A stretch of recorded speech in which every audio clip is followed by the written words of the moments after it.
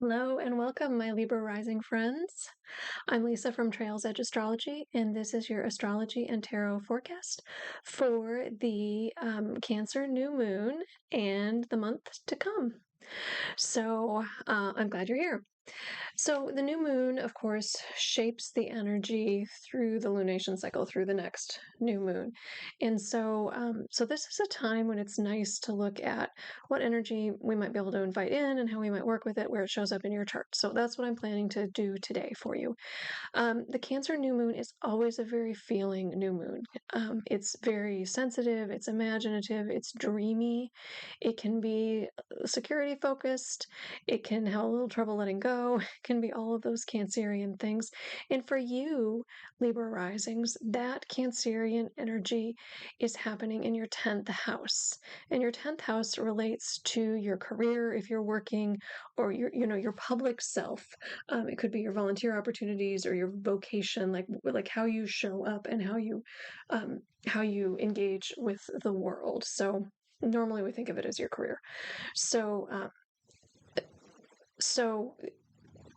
Cancer is always rules your 10th house. So this is nothing new for you, but this is a time when you might have some energy to invite in some intentions around that public outlet for yourself. So the new moon is also shaped by the other energy that's happening around it in the sky. And one piece of that is the Mercury Pluto opposition that happened on Wednesday. And I did a 1 minute astrology on that Mercury Pluto opposition if you want to go back and look at that. But is in the 1 minute astrology section, and again, it was Wednesday. But essentially, that energy, that Mercury Pluto opposition, is going to be echoed by a Venus Pluto opposition and then a Sun Pluto opposition. So it's going to filter through this cycle. And oppositions are a point where planets are like, they have the same goal, but they're on opposite ends of the implementation stream. So they have really different ways of thinking about how to enact that energy. So for you, Pluto is in your 5th house, and your 5th house is about creativity and individuation. If you are of childbearing years, it can be the house of pregnancy or children. In that, children are like one of the main things that um, we can create, but there's lots of other things we can create. If that's not it for you, we certainly have any kind of like creative, innovative venture, any place where we are engaging with our vitality and really like stepping into something, um, some initiating kinds of energy. So that Pluto is transforming what creativity looks like for you. Um, this can also be the house of um, joy and games and sports and all those, any of those kinds of things could also be something that Pluto is looking into. But just how do you show up in the world creatively? And with this opposition, it's really kind of an us them kind of thing. Like, who are you? How do you show up in your individual creativity? How do you shine individually, and then how do you shine as part of a group? How do you engage and bring your magic to a more collective organization? So there's something along that balance of creativity, that individuation versus working within a community and a group, that is being highlighted during this lunar cycle. And somehow that is tying in with your career or how you're showing up in the world.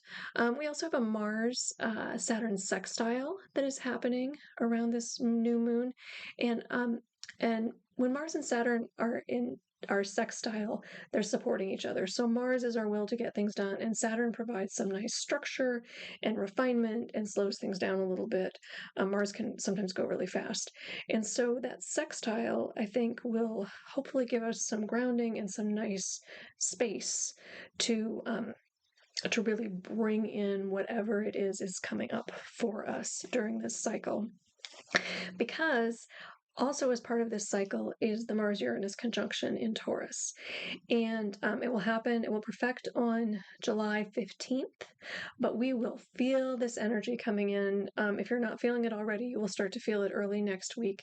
And it's going to show up in the Taurus part of your chart, which for you, Libra rising, is in your 8th house.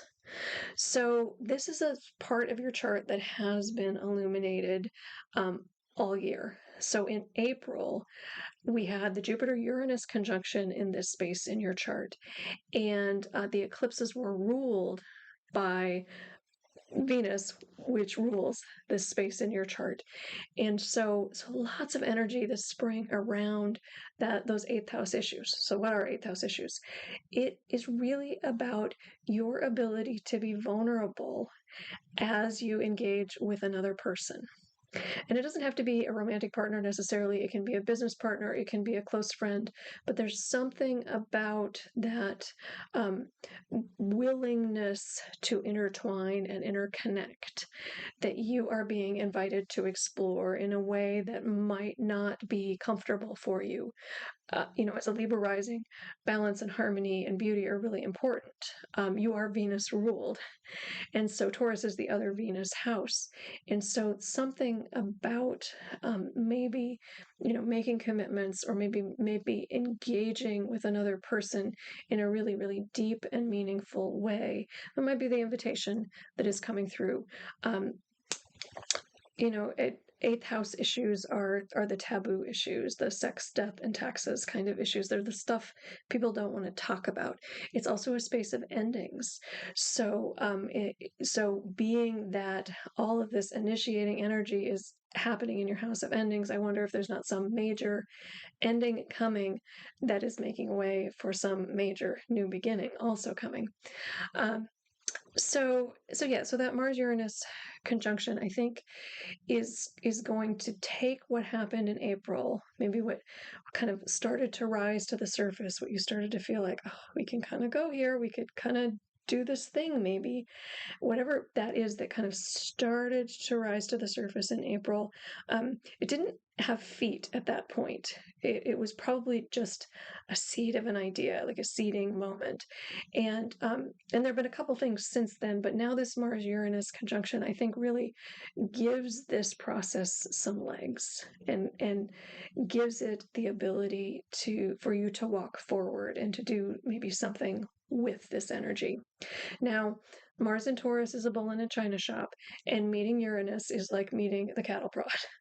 So please expect the unexpected, and know that the unexpected isn't necessarily bad, it's just unexpected.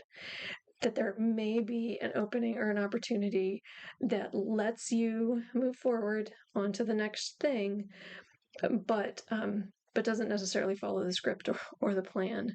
So certainly, particularly through the middle of July, just be flexible, go with the flow, and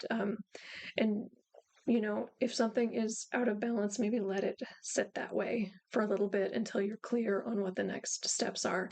So I think the name of the game during this lunar cycle, this Cancer new moon, and whatever intentions we bring in with it, is really introspection, really stopping and thinking and feeling and figuring out who you are and what you want to be. Feel your feelings first, like plant something in your body, see how it sits in your stomach. Find your safe spaces, find your self-care mechanisms, and but know that there's some energies, there's some structural energy, and there's some energy to venture out into the world and take that and do something with this energy. Start to build on whatever that looks like. All right, Libra rising, let's see what the cards have to say for you to help shape how you might work with this energy. So we are going to use the Mind's Eye Tarot. Let me move over so I can see it. Mind's Eye Tarot by Olivia Ross. I got this deck a month or so ago at Hazel Jane's in Effingham, and I adore it. I think the art is beautiful, and so I've been using it all the time, and I'm using it here. We are going to do a reading, a new moon spread that I do in my personal practice, but I don't think I've ever done on this channel. So Let me know how you like it. It's one that works for me. And then finally, we are going to pull an oracle card from the season of the witch, the Litha Oracle. The Litha is the summer solstice, and the solstice was a few weeks ago. I usually read into solstice energy through the new moon in Cancer. I feel like the energy is still really ripe in there, so we're going to pull an oracle card from that. Let me get a drink. All right, so what is the tarot saying for you? All right, your first card is Where You Are Now, and where you are now is the Eight of Wands. And the Eight of Wands is about full steam ahead. It is about we are going fast and furious. We're going to the end. We're doing the things. There are no speed bumps. There's nothing blocking your way. So you may be moving really, really fast right now. Then that's interesting with energy in the eighth house. Like maybe there's some movement afoot. And then didn't we say with Pluto in your fifth house, that creativity, that innovation, that I feel like there's probably something that's getting some traction and you're moving. Does it feel too fast? It might. I don't know. Or it might just feel like exciting and exhilarating and like we're finally getting these pieces together. So that's where you are right now. You are in this Eight of Wands. Everything's going forward, space. But what is holding you back? What is blocking you from really enacting wherever it is you want to go? And we got the Knight of Swords. So knights are all about the journeys and movements, and swords are about ideas. The Knight of Swords in particular is a little reckless.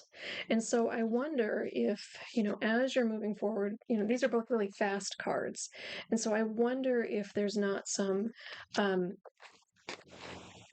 if you're not checking your eye, dotting your I's and crossing your T's, there you go. In this energy, if you're missing something or if you're moving too fast, and that is not allowing you to ruminate or to really do the work you need to do to have a stable foundation so that you can move forward into whatever either creative endeavor this is or partnership intertwinement that is showing up for you to bring this to your business. I know I'm not a Libra rising, but I know that lately I've been reading so fast and I have been missing words, like not intentionally, and this happens to me, but that's what this feels like. Is like reading and assuming you know what something's going to say, so not really reading what somebody says and then jumping to a conclusion, and then having to backtrack. Like there's something that's blocking your growth in that, something that is asking you to slow down so that you can really see the signs and know what's happening in order to make the most of this lunar cycle and this energy right now. The Knight of Swords feels very Mars-Uranus conjunction to me. Like it's just fast and furious and not necessarily stopping and looking at the details. All right, so what intentions will help you move forward? What do you need to bring in? And you got the Queen of Swords. So queens are introverted. Queens are very much about internal energy and internal processing, and cups are emotions. So this feels very new moon in Cancer to me, like really feel first. Queens are about really like living in and embodying that energy, whereas kings are the forward-facing leaders. Queens are the one that just live in that energy. So I think the intention this month is for you to invite in that space where you check in first, where you do the Cancer work first, and you really like feel into what's going on before you leap ahead, before you go make the decision or assume you know what's happening and move forward. Like there's just feel first. So the invitation, I think, is to slow down and listen to your body, listen to your heart, listen to your gut, and probably check in with other people too. See how how the relationship is going with cups. Cups are about relationships as well, emotions and relationships. So see how that's going, and really invite in the ability to live in that energy where you check your intuition first before you jump ahead with thoughts and ideas and wherever you're trying to go. All right, what knowledge do you need um, to help you engage with this lunar cycle? And you got the Chariot. And the Chariot says to me that the reins are in your hands. You have control over whatever this is. If it is going fast and furious and feels a little out of control, like if you're not paying attention to the details, if you're not checking in with yourself and checking in with your friends and your emotions, what this is saying is that you need to know that you have control over this.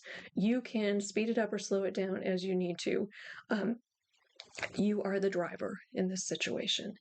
And so if things are going off the rail, you have the ability to pull it back and get it in line with the way you want it to be or how you think it should show up. So the Chariot is the knowledge that you need to really live into this lunar cycle. And then our final tarot card is, what is the emerging positive energy for all of this? And for you, we pulled the Four of Swords. So fours are about rest. And a Four of Swords is rest to heal. So I wonder if if something has come up, like if you are moving really quickly into some kind of interconnection with people in that space, the vulnerable space for you, in a career space for you, in that creative space for you, and I'm thinking about it. I wonder if this Knight of Swords, if there's something that's happened in the past that you're kind of like trying to do spiritual bypass, or just like, we're not going to deal with that. Not going to deal with that feeling, not going to deal with that stuff. We're just going to go forward and get to this dream. Totally, you should get to the dream. But I think if you do this work, if you slow this train down a little bit, if you really feel into and live into your feelings, listen to your body, listen to your emotions, listen to your friends, remember that you have control over this. You are in the driver's seat. I wonder if that will let you get some rest and find some peace and really heal some things that need to be healed in order for you to move into the next step. So there's some rest and healing if you work through this Cancer moon cycle and you invite in some slower, more introspective kinds of energy. So let's look at what the season of the witch says for you. And the card I drew for you is wand making. I need glasses to read this. It says, with a flick of the focus, you will come to see a vision realized. And from the book, it says, this is a card of vision and focus on your desires. When it appears, you may be looking ahead to your future, beginning to craft a clear understanding of what you want in life to look like in the coming days, months, or even years. Receiving this card is your encouragement to hold this vision and direct all of your energy towards these goals. But keep your mind's eye open. As you focus your intentions on manifesting your dreams, you'll find the right opportunities, and the people will connect with your energy, offering you exactly what you need to get ahead. The last meaning of this card is that you are creating a stable position for yourself. The foundations are being laid for what is likely to be a great success. Your confidence is growing with your momentum. Keep up the good work with the dreams with your dreams front and center. All right. So interesting. So something's building here. Something career related, something interconnected with another person, something creative. All of those things are in the mix. And yeah, Make sure you're going at the speed you want. Make sure you find rest and peace so that you can do any healing you need to do before you move forward. And yeah, I hope this is helpful. Of course, take what works and leave the rest. If you've listened all the way through and you would give me a like and subscribe, I would be very grateful. If you found this interesting and want to share it with your friends, I would also be grateful. Help me grow this channel and share my message. All right, friends, thanks so much, and I'll talk to you soon.